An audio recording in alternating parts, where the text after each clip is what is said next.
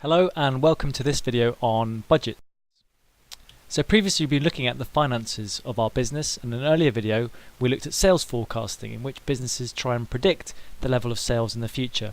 Now budget is a similar concept to this, but the business doesn't just try and predict how many sales it's going to have in the future, it tries to set targets, financial targets for all the different areas within the business, and that's what we're going to look at today.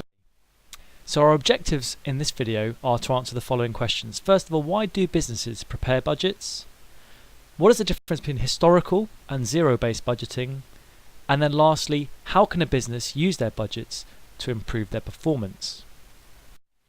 Now budgeting is probably a concept we're all familiar with. For example, every week I go to my local good value supermarket and I do my weekly shop. Here's my shopping list, and in my mind I'll prepare a budget, a kind of target amount of money which I expect to spend and I don't want to go over. So I would look at my list and say, this week my target, my budget is £15 to spend on my shopping, and I'd make sure I try not to go over that. And it's a similar concept for the business, and I'm really looking forward to that pizza later. So let's get started. A budget. What is a budget from a business's perspective? Budgets are forecasts or plans for the future finances of a business, and this is a definition we should take down in our notes.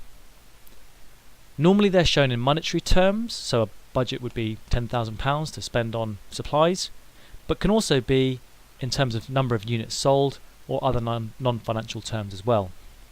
Now there are three types of budget that we should be aware of that a business might prepare. The first one is an income budget. And an income budget is an agreed or planned income or amount of revenue a business expects to receive over a period of time. So it's sometimes described as a revenue budget or maybe even a sales budget. The second one is an expenditure budget, and this again is the agreed, planned, not income but expenditure costs of a business that they set as a target to not overspend over a period of time. So if you have an income budget and we have an expenditure budget, you can see where this is going. No surprises, the third one is a profit budget. And this is the agreed planned profit a business is targeting over a set period of time. So how might a business go about constructing a profit budget? Well, the first step is to analyse the market, really have a good understanding of the market in which the business is based. What are the prospects for the market? What is their likely market share? Is it growing? Is it shrinking? Exactly the same sort of things they were doing when they were forecasting sales. With that information, you can then draw up an accurate sales budget. So take your sales forecast, include any new products or any price changes that you're planning, and come up with a prediction or a target for the amount of revenue that you're expecting. Once you have a good sales budget, you can then draw up your cost budget. How much is it going to cost the business to generate the sales which you forecast? Again, take into account suppliers' prices, and most businesses will include a bit of a contingency. And a contingency here means kind of a bit of spare room or a little bit extra just in case the business might overspend slightly.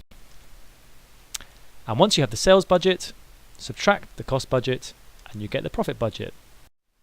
So here's an example of what a budget might look like for a business. This might be their plan or their target for a 3-month period.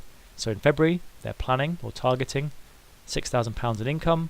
They're planning not to spend more than £3,500, and so their planned level of profit, their profit budget, is £2,500. Now there are two main approaches that we need to know about to budgeting. The first approach is called historical budgeting, in which we use previous year's figures as the basis for this year's budget. So for example, if 2 years ago our revenue was £10,000 and last year it was £12,000, then using that historical information you could predict perhaps that this year our budget for revenue might be £14,000, increasing by £2,000 each year. Now this advantage of this is it's realistic, but it might not reflect circumstances that might have changed. So what if a new product's been launched, or if there's been a recession, or if a new competitor has opened? That won't be reflected in our historical figures. So it's realistic, but may not take into account new circumstances. So historical budgeting We use the past to predict the future and use those predictions to make our budgets. The second approach is called zero-based budgeting. And in this example, or this approach, all the budgets are set to zero and built up from scratch. So we don't look at what happened in the past. We think, what is our best estimate of what our budget should be? What are we expecting? What are we targeting for sales? What are we expecting? What are we targeting from costs? Now this is more complicated and time consuming because you really have to think about everything that's going on and take all the information into account. But potentially your answers will be more realistic because you are basing it on current information. You're not just looking at historical trends. So in this one, businesses or business departments think about exactly what are their costs and what are their sales likely to be. Then managers might put that information together to come up with budgets for their departments, and then they will convey this information, report this information to the senior management and say this is our target for this year, and the senior management will tell them yes, we agree that should be your budget, or there'll be some negotiation and they'll come up with what the final budget should be. So those are the two main approaches to budgeting. Now, why would a business set a budget? Why would you set a target? Why would I set a target for my supermarket shop each week? Well, lots of good reasons why. The first one is it establishes priorities, sets very clear targets. If you said to the business, right, our target this year is to sell as much as we can, well, what exactly does that mean? Some people would have some idea, some people would have a different idea. But if you say our target this year is to sell £10,000 worth, to have revenue of £10,000, that's a very clear target, a very clear priority that everyone can understand. So it turns your objectives into very practical reality. It provides our direction. This is our target, this is what we're working towards, and helps people achieve that. You can assign responsibilities. So most businesses will not just have one budget, that's one number. They may break it down into different areas. So a new product might have a certain revenue budget, your old existing product might have another revenue budget, and then it's very clear who's responsible for what and whether they've met their targets or not. It may also help you on the cost side allocate resources. And it will also allow you to communicate targets to your employees.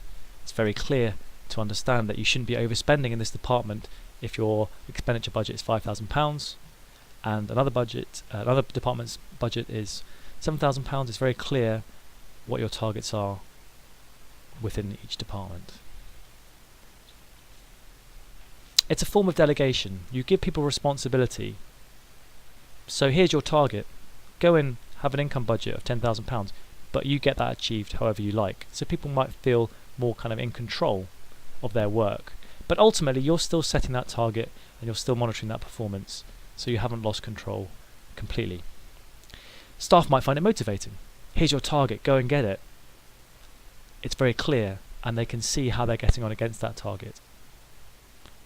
And as a result, the business might work more efficiently.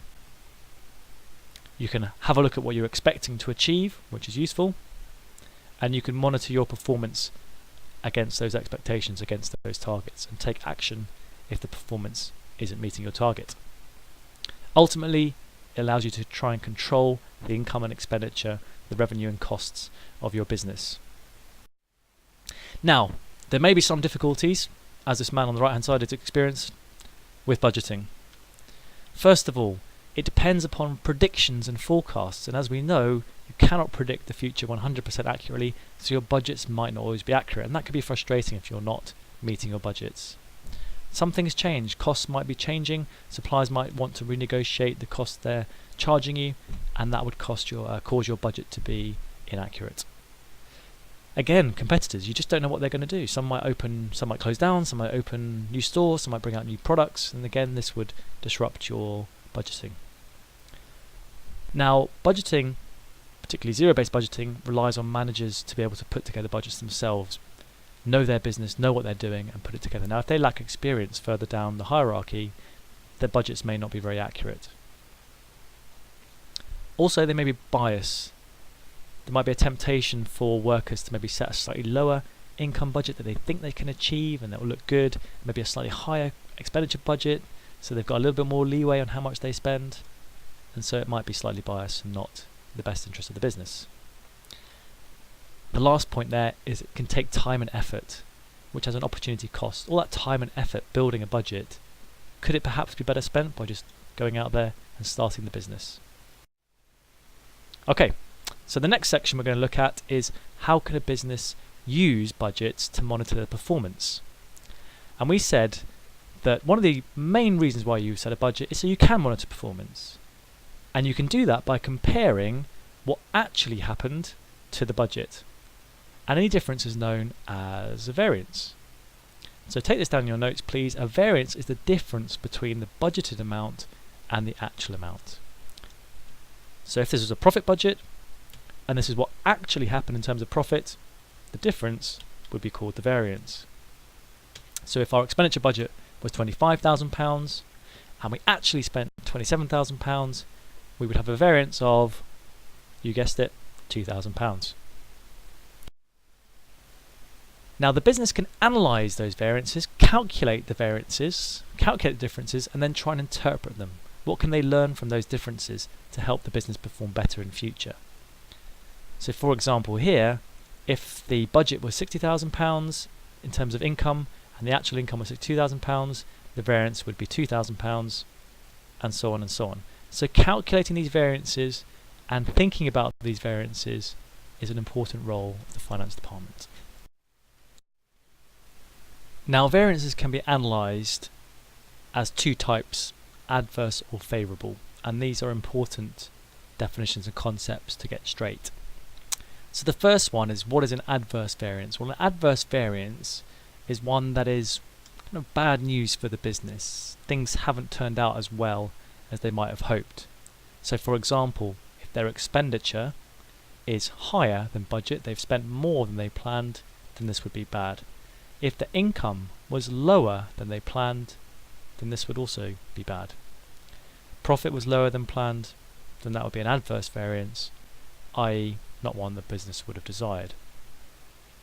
A favourable variance, on the other hand, if you think of the word favourable in your favour, it's kind of good news. A favourable variance is one that is good for the business. So for example, if they spent less than they planned, that sounds like a good thing. If the income was higher than they planned, that sounds like a good thing. If the profit was higher than they planned.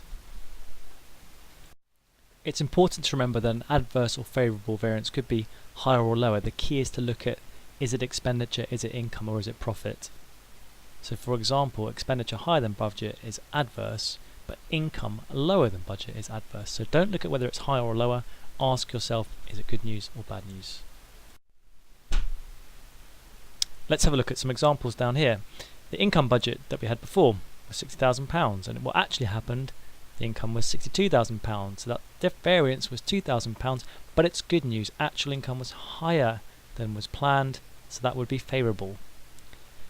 Expenditure budget was £32,000, the business actually spent £30,800, again the variance is 800, it was higher, but this is adverse because the business spent more than they planned.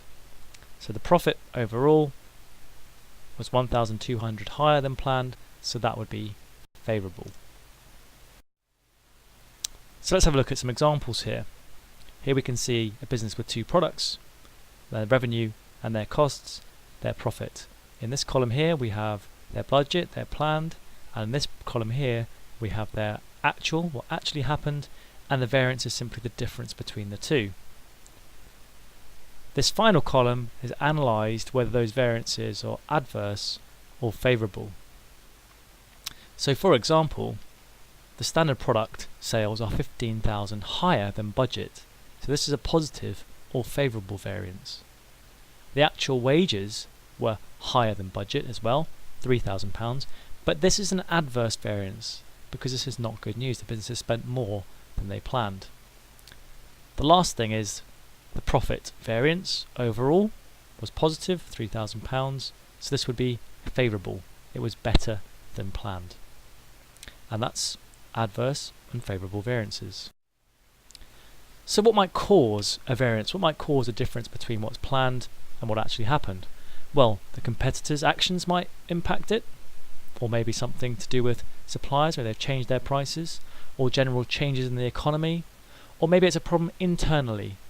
The team itself hasn't been very well motivated or hasn't been managed. So what should you do?